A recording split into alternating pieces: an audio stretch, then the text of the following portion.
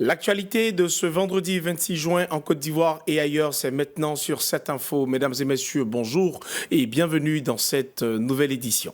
Au sommaire. À Bingerville, la lutte contre le cancer franchit une nouvelle étape avec l'inauguration d'un institut spécialisé par la première dame Dominique Ouattara, une structure moderne dédiée à la prise en charge des patients atteints de cancer qui ambitionne de renforcer l'offre de soins en Côte d'Ivoire.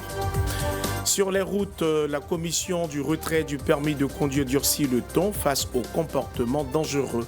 34 chauffeurs ont été sanctionnés avec des suspensions allant de quelques mois à 10 ans. Et pendant ce temps, à l'international, les États-Unis annoncent une aide de 150 millions de dollars pour le Venezuela, frappé par un double séisme dévastateur. Nous y reviendrons. Mais avant de développer tous ces titres, il faut savoir que le Mondial 2026 entre dans une phase de plus en plus passionnante. Les premiers qualifiés sont connus, les surprises se multiplient et chaque rencontre revêt une importance capitale. Pour revenir sur les temps forts de ces dernières heures, nous accueillons Mesmer Yao dans Éco Mondial.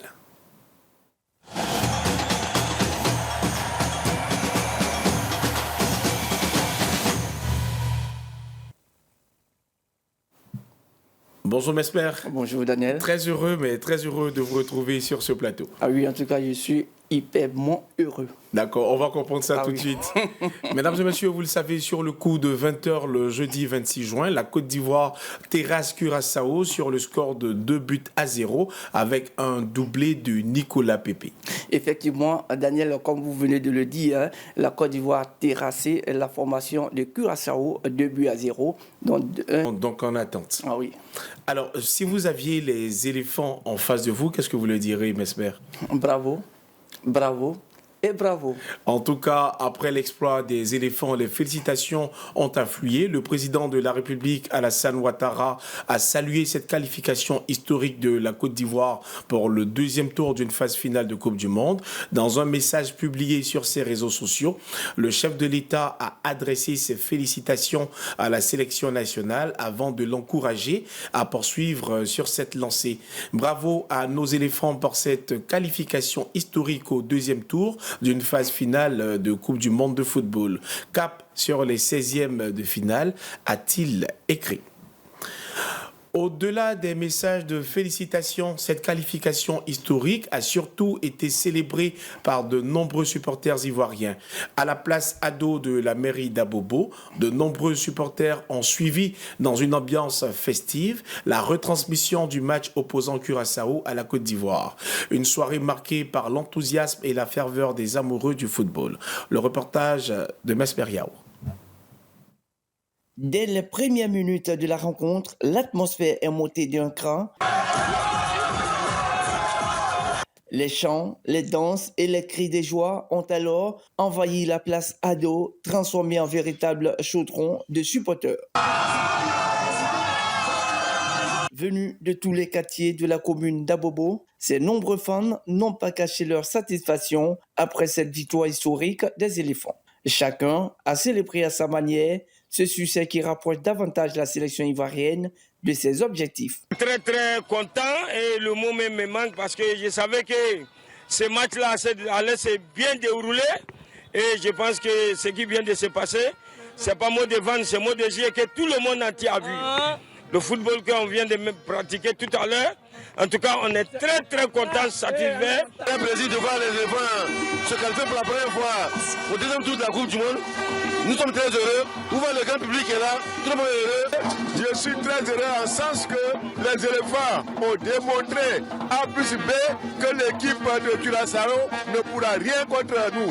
Et ils ont prouvé, ils ont marqué les 2 buts. Je suis très fier. Cette soirée de communion autour du football témoigne une nouvelle fois de l'attachement des Ivoiriens à leur équipe nationale.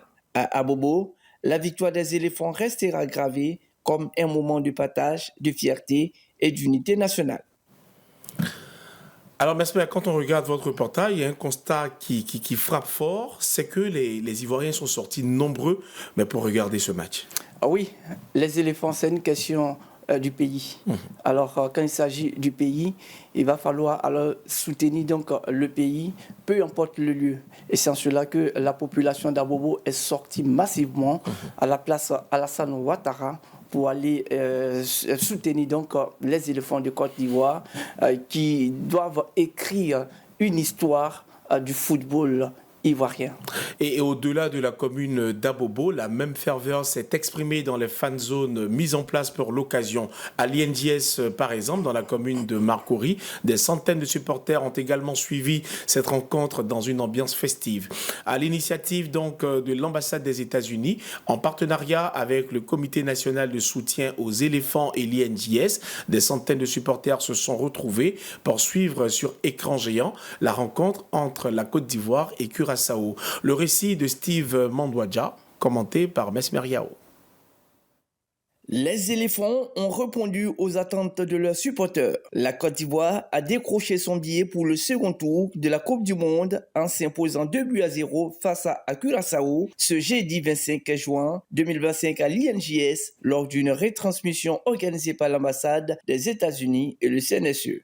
Concernant le match de tout à l'heure, je pense bien que nous allons gagner 3-1. Donc nous sommes prêts pour la victoire. Merci beaucoup. Va gagner 3-0. Léger.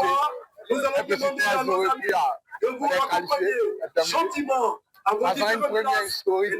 Les Ivoiriens ont pris l'avantage dès la 7e minute grâce à Nicolas Pepe, servi par Yann Diomandé. À la pause, les organisateurs ont salué la forte mobilisation du public. Oui, c'est nous avec le CNSE qui avons organisé ce fan zone ici à l'INJS ce soir pour le match entre Curaçao et la Côte d'Ivoire qui se joue à Philadelphie aux États-Unis. On soutient à 100% les éléphants. Il y a beaucoup de mes collègues ici de l'ambassade des États-Unis, aussi les anciens participants de nos programmes d'échange qui sont avec nous ce soir dans la fan zone et on est tous là pour soutenir les éléphants. C'est une belle initiative, je pense que ça dénonce des relations excellentes entre la Côte d'Ivoire et les États-Unis. Et je voudrais donc profiter de ce que vous me donnez comme moment pour les remercier de cette belle initiative, de créer cette belle ambiance pour que nous puissions suivre ensemble le match de Côte d'Ivoire-Curaçao. En seconde période, Nicolas Pepe a signé un doublé à la 64e minute sur une passe d'Ibrahim Sangaré, scellant la victoire ivoirienne 2-0. Au coup de sifflet final, les supporters ont célébré avec ferveur cette qualification historique. Aujourd'hui, ça y a fait un classement exemplaire. Désormais, c'est M. Cap Bajola. En tout cas, le match était bon. Félicitations aux éléphants. Félicitations Nicolas Pepe. Ousmane Mané, c'est bien bon. Le match était super. Voyez, tu es fort. Tu es fort. Tu es ma petite soeur. Le match était très bon pour faire. La Côte d'Ivoire a bien joué. Pepe, merci beaucoup encore. Merci encore pour tout.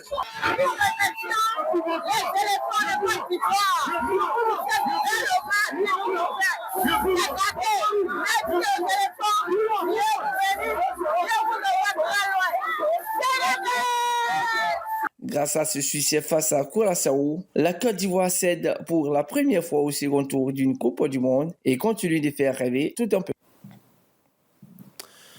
Après les émotions suscitées par la qualification historique des éléphants, nous nous intéressons à présent à l'ensemble de l'actualité de la Coupe du Monde avec Mesmer Yao. Nous poursuivons donc nos échanges sur le point des dernières rencontres. Et justement, nous parlons de l'Équateur qui renverse l'Allemagne avec un score de 2-1 et qui valide son billet pour les 16e de finale. Et oui, et les tricolores de l'Équateur, au terme donc des matchs très disputés, ont battu la manche nulle entre le Japon et la Suède. Les deux équipes obtiennent leur ticket pour les 16e de finale. Et cela suite donc à une rencontre âprement disputée. Et les deux équipes se sont activement. Le Pays-Bas était donc leader du groupe F, a battu la formation de Tunisie et 3-1. Et dès le coup d'envoi, Elia Skiri ouvre donc le... Parler ne part pas en 16e de finale, mais elle arrache cette victoire spectaculaire face aux États-Unis. Ah oui, la Turquie. Et oui, et c'était dans les derniers instants que la Turquie a battu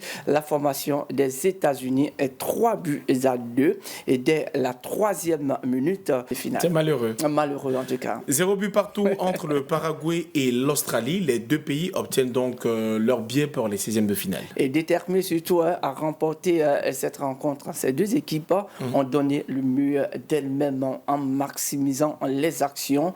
Malheureusement, il n'y a pas eu de but. Et au terme des matchs disputés et fermés, le coup de sifflet final a enterré le score nul et vierge de 0-0.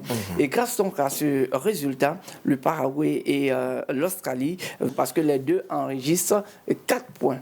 C'est tout pour le point de ces dernières heures concernant le Mondial 2026. On aborde à présent le programme des rencontres du jour.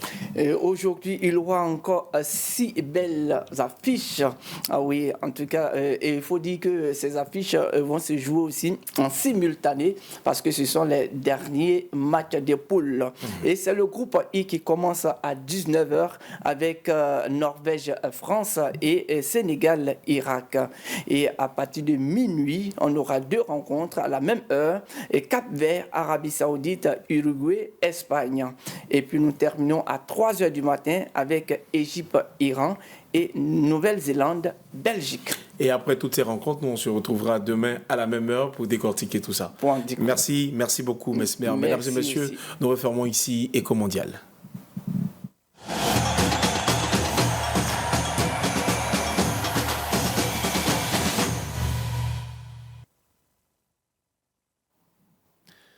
En Côte d'Ivoire, l'outil de prise en charge. L'Institut européen de cancérologie a été inauguré à Bingerville en présence de la première dame Dominique Ouattara.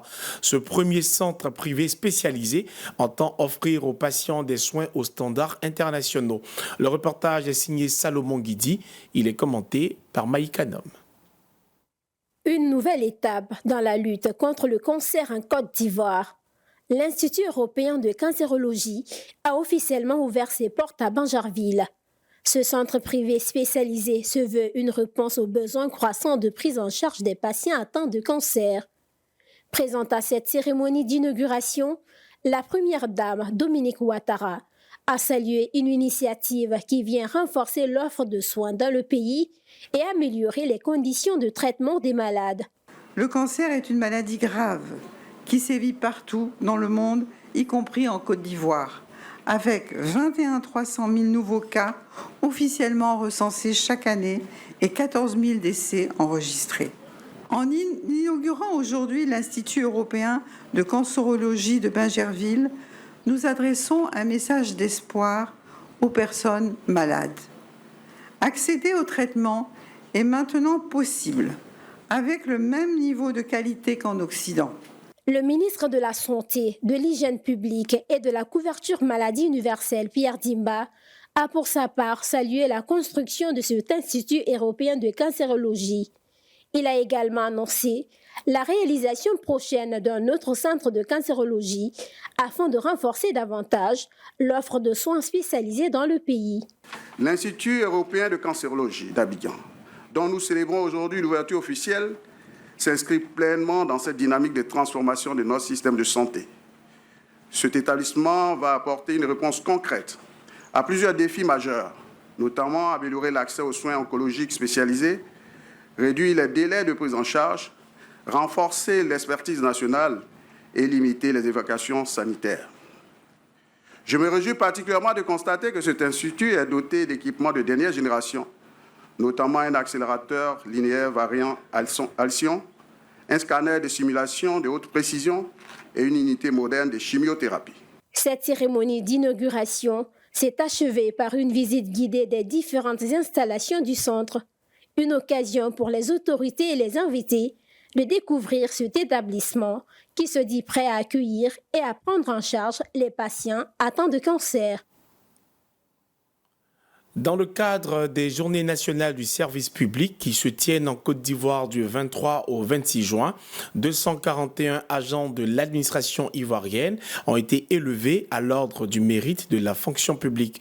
Une distinction qui vient récompenser leur engagement, leur sens du devoir, mais également leur dévouement au service de l'État, nous dit Samson Oula. Derrière chaque service rendu aux citoyens, il y a des hommes et des femmes dont le dévouement silencieux mérite d'être reconnu et célébré. C'est tout le sens de cette cérémonie.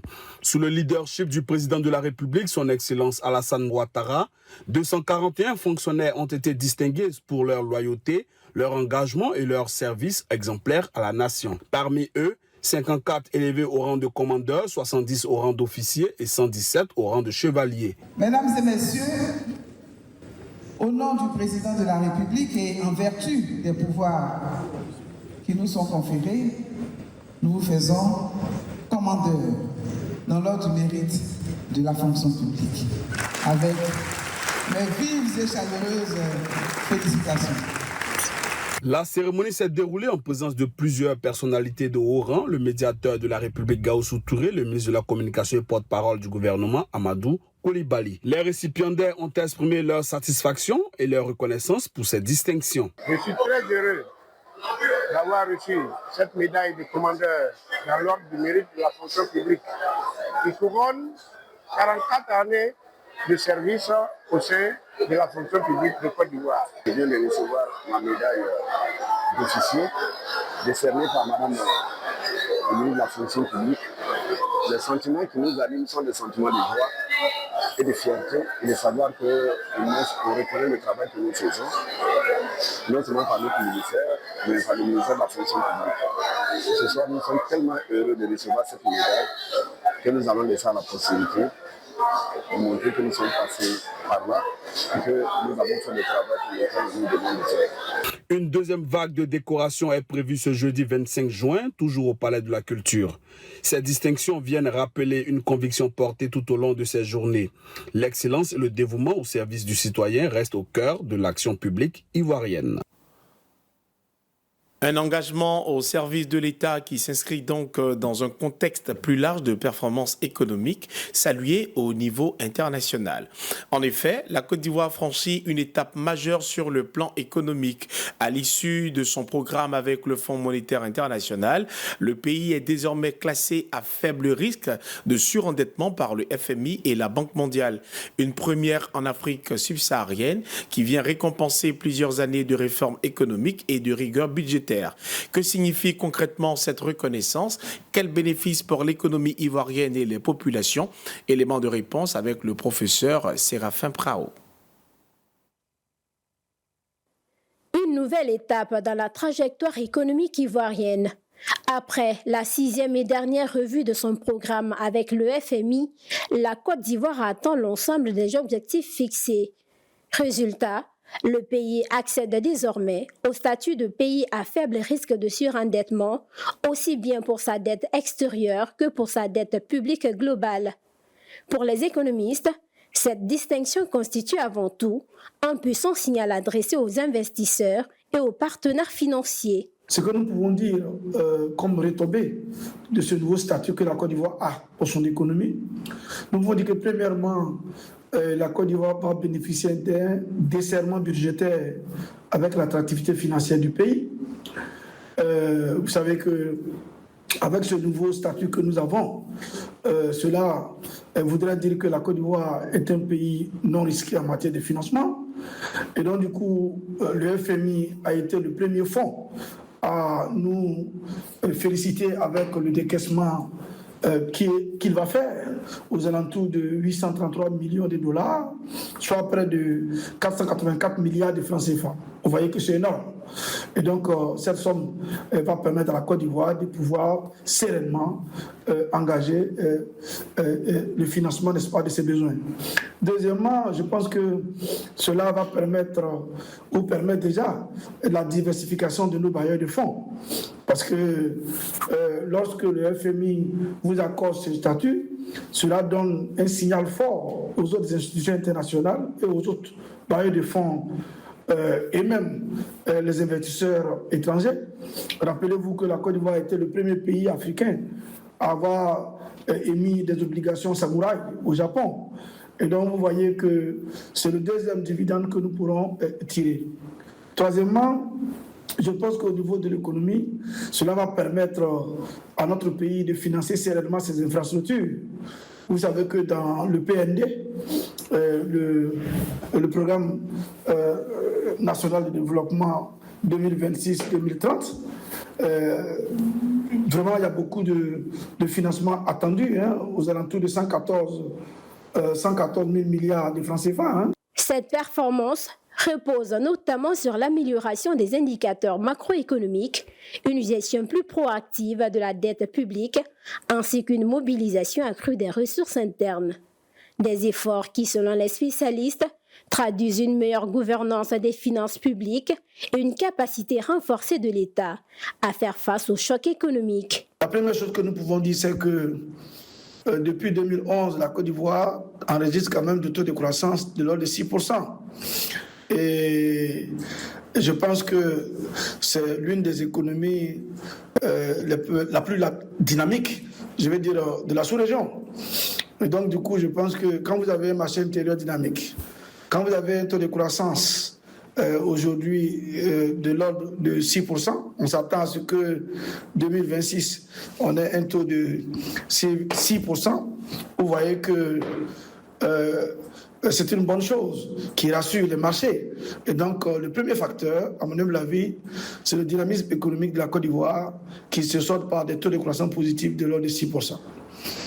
Le deuxième facteur reste la maîtrise des finances publiques.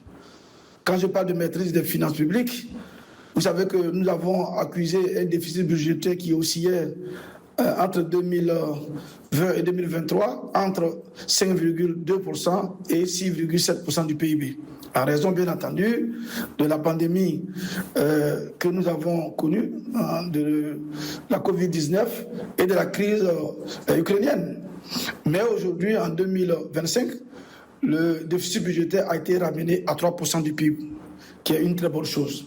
Au-delà de la reconnaissance internationale, cette nouvelle classification pourrait également offrir davantage de flexibilité dans le financement des ambitions du Programme national de développement 2026-2030.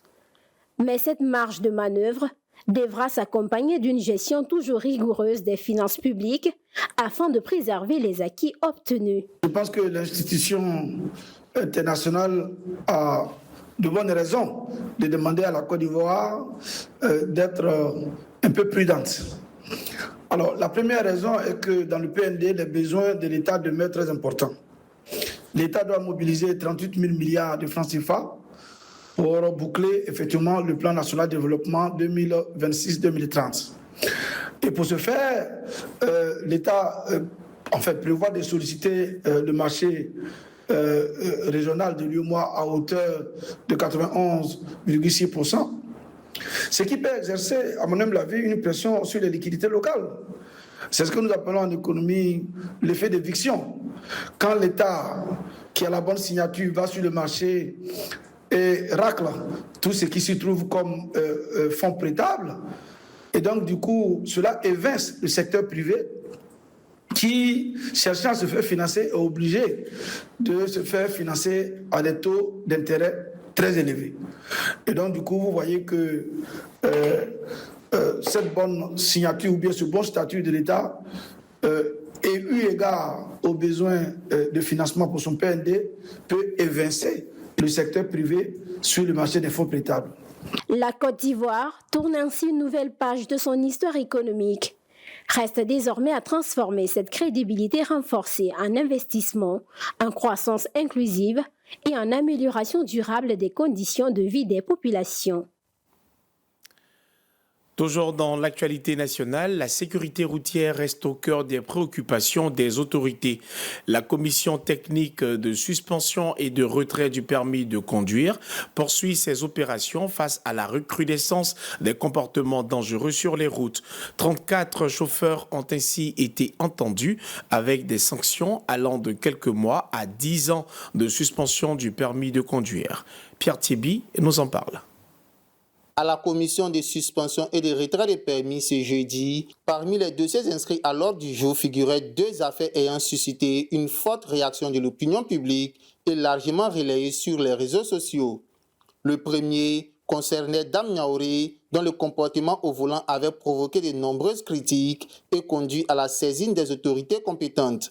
Face à la commission, l'intéressé a reconnu les faits, présenté ses excuses et sollicité la clémence des membres.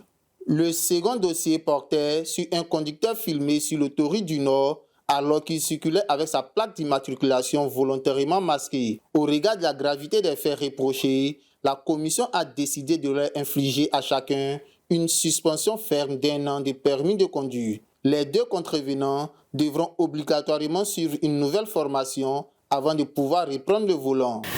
Bon, à mes flots, je pourrais dire d'éviter tout ce qui est communication au volant. Pour être vraiment concentré. Je me rappelais quand je faisais les cours, ils m'ont montré les statistiques des morts par accident, par téléphone, par un peu de distraction. Et vraiment, c'était catastrophique. Parce qu'une seule petite erreur peut te coûter la vie et celle des autres.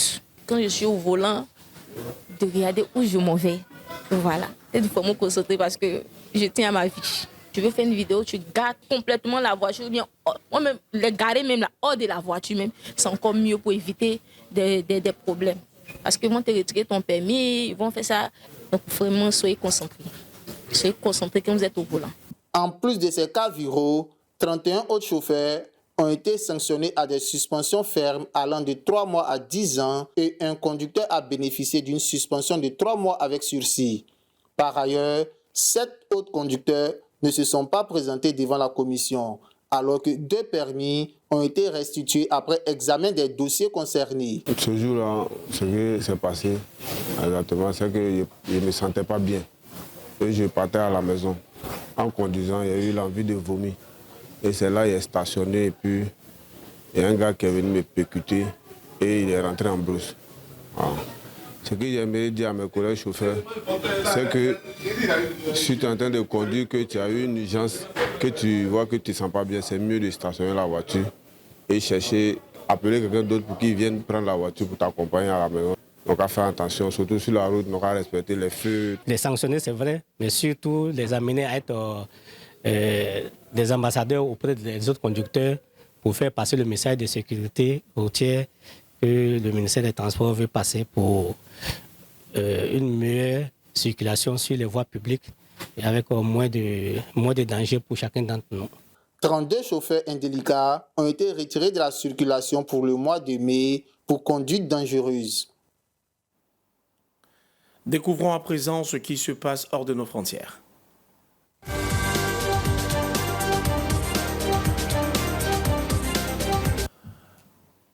Le Ghana durcit le ton en matière de sécurité. Les autorités ont annoncé la suspension de tous les permis de port d'armes à feu enregistrés à travers le pays.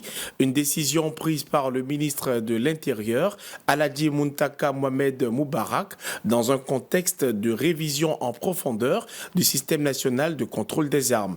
Désormais, les détenteurs de permis devront se soumettre à un processus de renouvellement strict, incluant des évaluations de santé mentale, des tests de dépistage et de drogue et une formation au maniement des armes. Une mesure qui intervient après plusieurs incidents récents, dont une fusillade impliquant des agents de sécurité privés ayant relancé le débat sur l'encadrement des armes à feu dans le pays.